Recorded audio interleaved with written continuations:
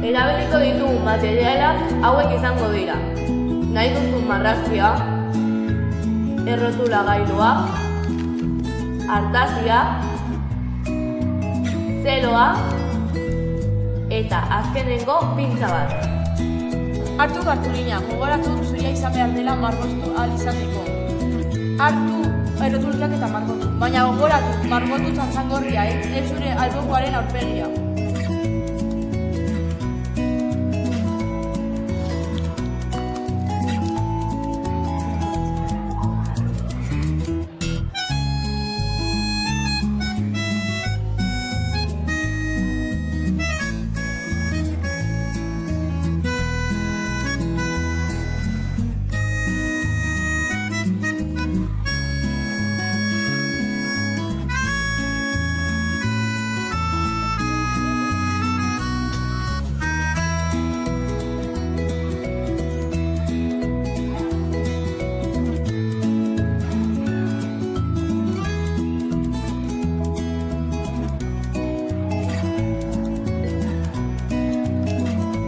Gero, mostu txantzangorria eta arrautza.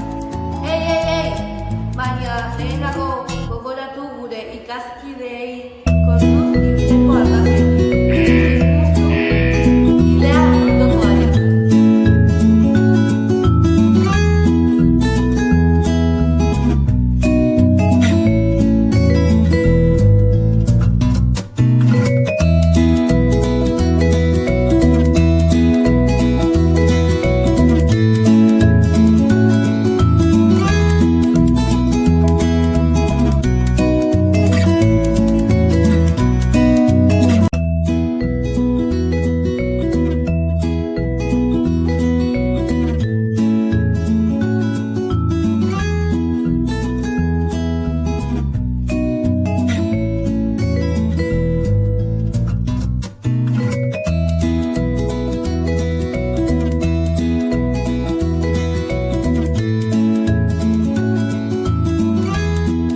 Txantzangorriaren beheko aldean ipini, zero, apurkan eta itxatzi arrautzaren beko partea.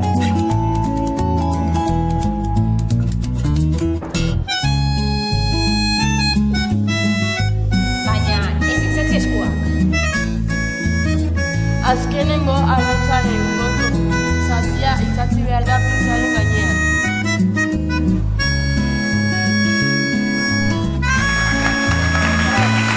Ze polita geratu den. Pintza irekitzean euskararen txantzangorria aterako da. Espero dugu eskulara gustatu izana eta gogoratu. Eta egunez euskararizi ahal zaretela edo nahi duzuena. Euskaraz egin aldu dala nahi dudan guztia? Hori da, egin nahi duzuena, baina euskaraz.